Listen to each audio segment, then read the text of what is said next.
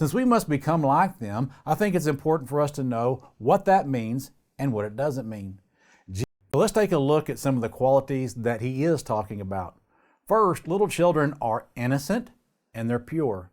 They have not been corrupted by the world, and they have not developed a desire for sin.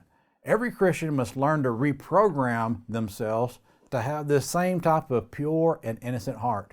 Romans 12, verse number 1. I beseech you, therefore, brethren, by the mercies of God, that you present your bodies a living sacrifice, holy, acceptable to God, which is your reasonable service. And do not be conformed to this world, but be transformed by the renewing of your mind, that you may prove what is that good and acceptable and perfect will of God. This is not something we can do overnight. In fact, many times it takes a lifetime to undo the damage we have done to our hearts by all the worldly things we have brought into them. Many of the things that we have learned from the world and many of the shocking images we have seen in movies, in real life, in print, or on our computers will be ingrained in our minds for a long time, if not forever. So we must also understand that the words that we use and the words that we hear all the time, they will affect us.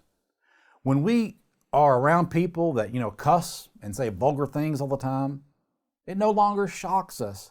And our minds have a tendency to apply certain meanings to certain phrases that have been corrupted by the world.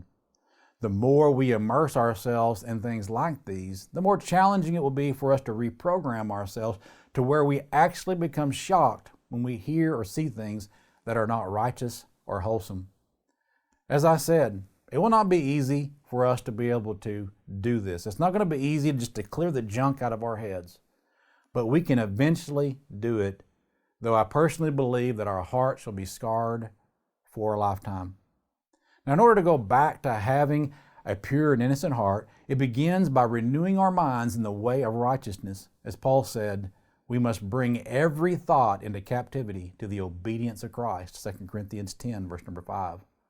One thing that will definitely help us in the process of trying to do this is prayer. We should pray to God, something similar to what David said in Psalm 51, verse number 6. Behold, you desire truth in the inward parts, and in the hidden part you will make me to know wisdom. Purge me with hyssop, and I shall be clean. Wash me, and I shall be whiter than snow. Make me hear joy and gladness, that the bones you have broken may rejoice.